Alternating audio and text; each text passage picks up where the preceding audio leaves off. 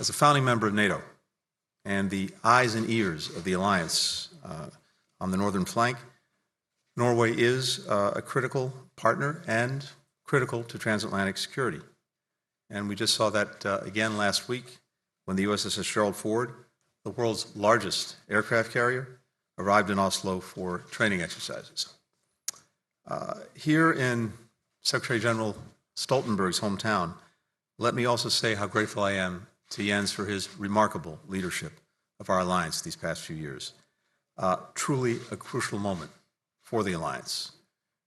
Jens has brought a remarkably strong and steady hand to NATO, and as a result, no small measure, thanks to his leadership, NATO is facing the future stronger, bigger, and more united than ever. We had a very productive discussion today to prepare for the NATO summit in Vilnius that will take place next month. We focused on advancing our unwavering support for Ukraine in the face of Russia's brutal aggression. As we look to Vilnius, we remain dedicated to the principles underpinning our alliance, including, of course, Article 5 and our shared commitment to defend every inch of NATO territory. We continue to strengthen and modernize the alliance as we head to Vilnius. On April 4th, of course, we welcome Finland as our 31st ally, adding another first-rate military and enhancing our presence in the High North and the Black Sea. We're continuing to work to complete the accession process for Sweden, another very strong and capable partner, and we fully anticipate doing so by the time the leaders meet in Vilnius. These additions will make both Finland and Sweden safer and make NATO stronger. And our defensive alliance is and always will keep its door open to new members. We appreciate the efforts of allies like Norway, who've made concrete plans to meet the Wales Pledge and spend at least 2% of GDP on defense. And we look forward to coming out of Vilnius with a strengthened pledge to provide the resources necessary to improve the readiness of our militaries, increase our resilience, and keep pace with emerging challenges like cyber defense and climate security. We're also deepening our coordination with key partners in the Indo-Pacific, building on our shared commitment to a free and open Indo-Pacific. As the people of Ukraine demonstrate incredible courage and sacrifice, the United States, the European Union, and countries around the world continue to support their fight to defend their sovereignty and territorial integrity and the right to choose their own path. Together, we have committed billions of dollars in security assistance, including our recent pledge to train Ukrainian pilots on F-16 aircraft, which Norway is also considering. We've imposed severe sanctions on Russia's economy and war machine. We're providing vital humanitarian, economic, and energy assistance. Norway has been an essential partner in this effort from day one. Going back to February of 2022, Norway has provided more than $2.3 billion in support of Ukraine, including air defenses and other weapons, and has pledged now $7.5 billion in aid over the next 5 years. As Europe's leading supplier of natural gas, Norway has been instrumental in helping Europe transition away from Russian energy, which the United States remains committed to supporting. And the people of Norway have welcomed some 43,000 Ukrainian refugees who are finding new homes and even learning Norwegian. In today's discussion, many allies also expressed concern about increased tensions in northern Kosovo and strongly condemned the recent attacks on KFOR troops. And we're thinking today of our Italian and Hungarian colleagues who were injured in that attack. We call on the governments of Kosovo and Serbia to take immediate steps to de-escalate tensions and renew efforts to implement the EU-led normalization agreements. We support the process of Euro-Atlantic integration for Kosovo and for Serbia, but the current escalation hinders rather than helps the efforts to move in that direction. In addition to our informal NATO ministerial, I appreciated very much the chance to meet with Prime Minister Sture yesterday evening, and I'll be meeting shortly with my friend and colleague, the Foreign Minister, to discuss the very robust bilateral relationship between our countries, which is growing from strength.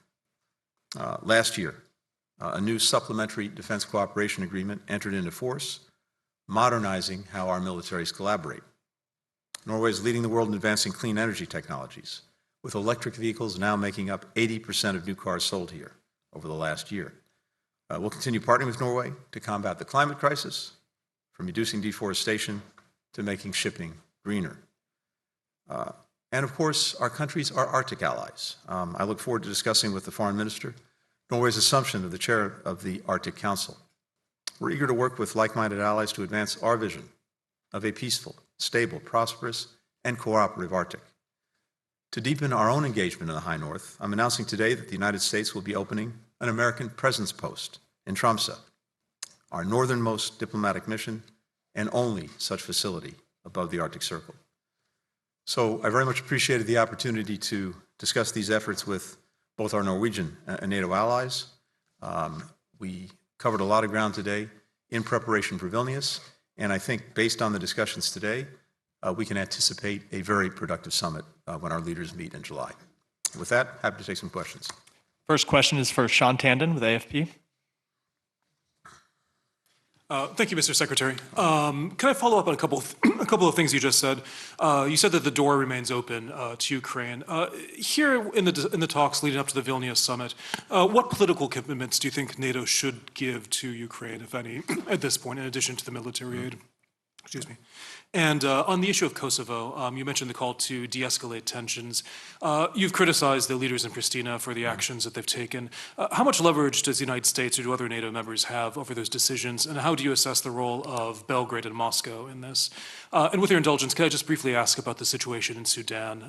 You have the breakdown of the talks there, the army withdrawing.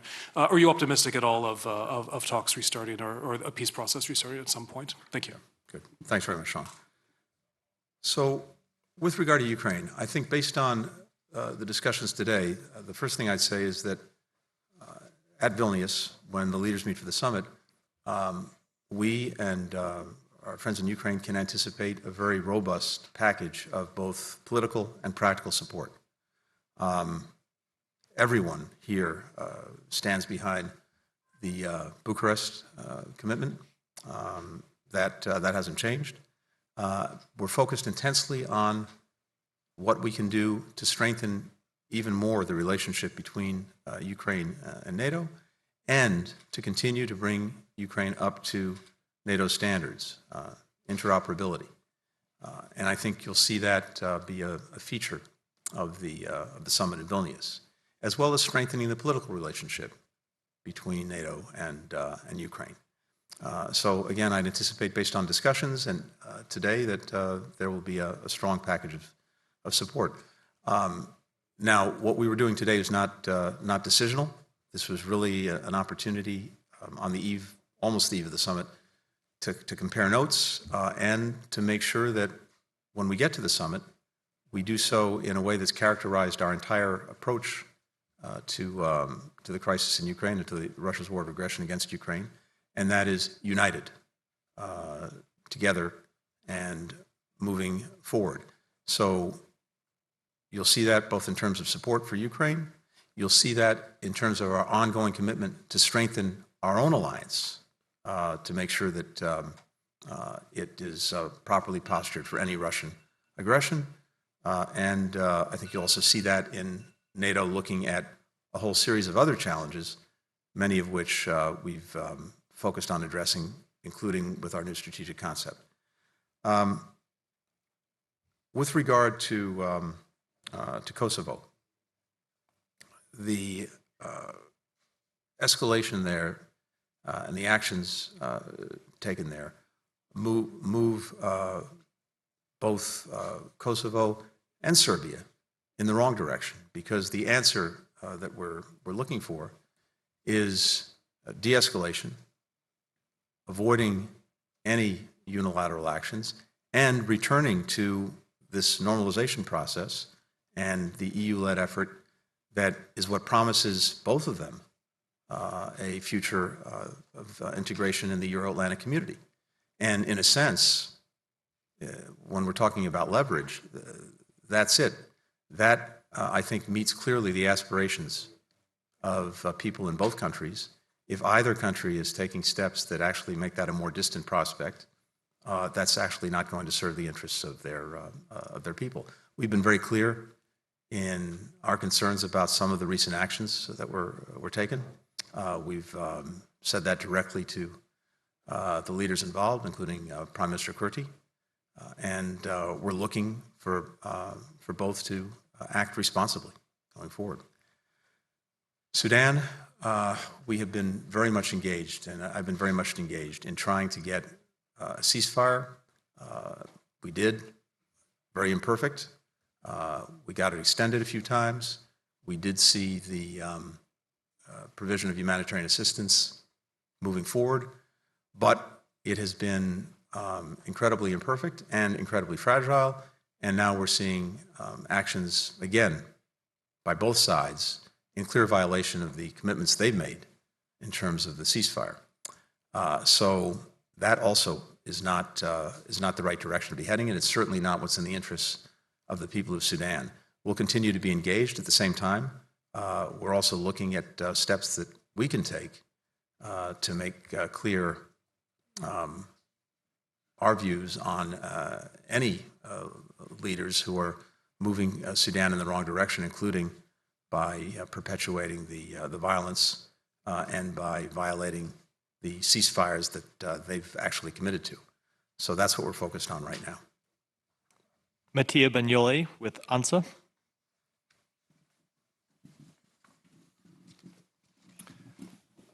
Yes. Thank you, Mr. Secretary, for the opportunity. I want to go back to Kosovo for a second, please.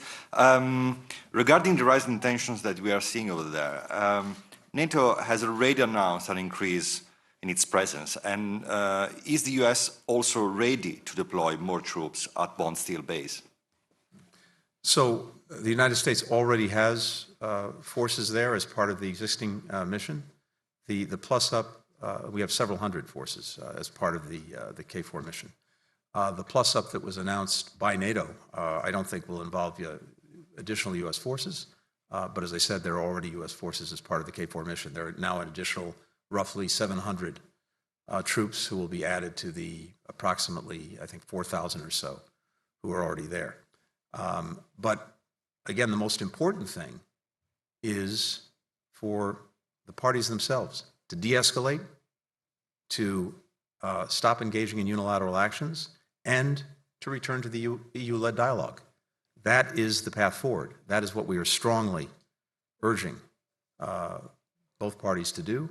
That's very much our expectation for what we'll see in the days and weeks ahead. Next question is for Will Malden with the Wall Street Journal. Thank you, Mr. Secretary. I wanted to follow up on Sean's question and ask, based on the conversations that you heard at the informal meeting, a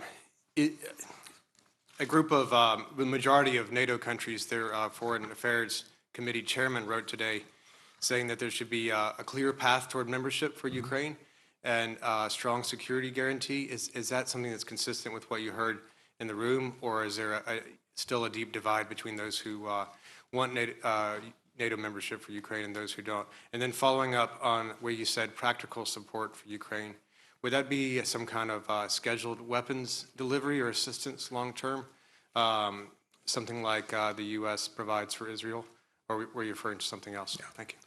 Well, first, I think it's, again, very clear from today's discussion that every ally stands by Bucharest.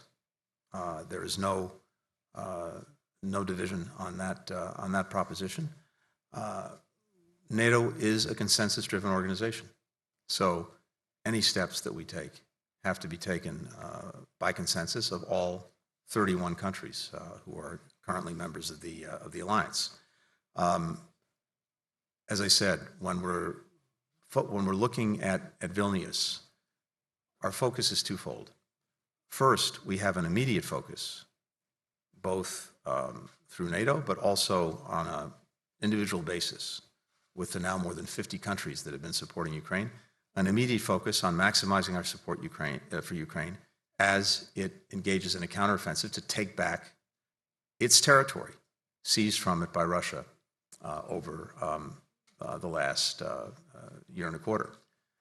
At the same time, we're also focused on helping Ukraine build up its medium to long-term deterrent and defense capacity so that if and when the current aggression settles, Ukraine has the full capacity to deter and if necessary, defend against future aggression. And NATO has a role in that in terms of the work that it can do to help bring Ukraine up to NATO standards in its planning, in its interoperability with NATO. And then individual countries are playing a role in that and will be playing a role in that, including by providing not only the immediate support to Ukraine, but also longer-term support so that, again, over time, Ukraine can fully build up its deterrent and defense capacity. We talked about all of that today. We, of course, have been engaged in those discussions directly with Ukraine. Other countries have as well. And I think you'll see a lot of that coming together in the weeks ahead. But the NATO piece of this is, as I said, strengthening the political relationship between Ukraine and NATO. I think the Secretary General talked about some of the elements of that, but again, I don't want to get too far ahead of the summit itself because ultimately these are decisions that the leaders have to make and finalize. But also, as I said, very practical support, including the work that NATO will do to help bring Ukraine fully up to NATO standards. So all of that will be coming forward in the next weeks. And as I said, my full expectation is there'll be a very strong package of support on both the political side and the practical side when the leaders get together in Vilnius.